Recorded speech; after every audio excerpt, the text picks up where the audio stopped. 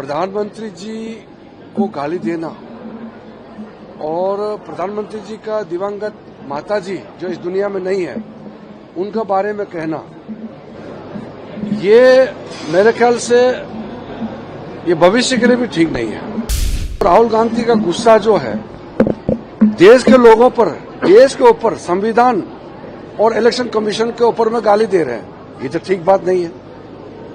आपको लोग पसंद नहीं करते हैं, वोट नहीं दिया तो हमारा गलती तो नहीं है ना।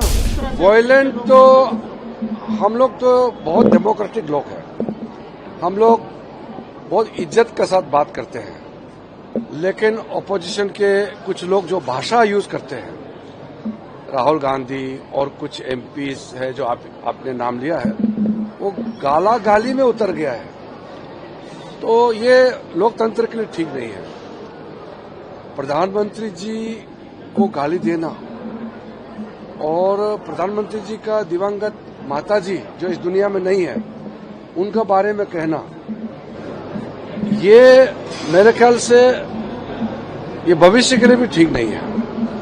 इसलिए भारतीय जनता पार्टी और एनडीए की तरफ से कभी भी हम लोग ऐसा भाषा इस्तेमाल नहीं करते हैं। हम लोग संविधान को मानते हैं, लोकतंत्र में विश्वास करते हैं और कोई भी चुनाव लोकतांत्रिक तरीके से हम लोग चुनाव लड़ते हैं। चुनाव नहीं जीत पाता है तो फिर चुनाव आयोग को गाली देने से क्या होगा?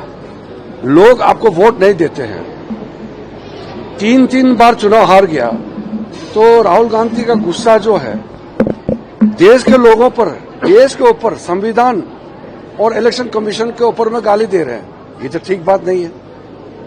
आपको लोग पसंद नहीं करते हैं, वोट नहीं दिया तो हमारा गलती तो नहीं है ना।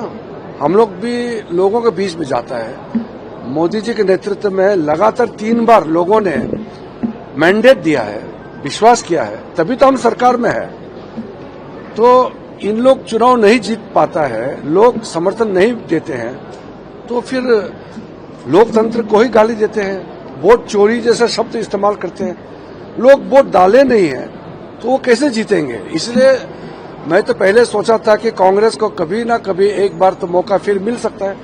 60 इयर्स कांग्रेस को मौका मिला, कभी ना कभी एक बार मौका मिलेगा सोचता था, लेकिन अभी तो ऐसा काम कर रहे हैं, ऐसे बिहेव कर रहे हैं, कभी भी मौका नहीं देगा जनता। ऐसा विचार रखने वाला, ऐसा व्यक्ति को, ऐसा भाषा इस्तेमाल करने वाला को भारत की जनता कभी भी जिम्मेदारी नहीं देंगे।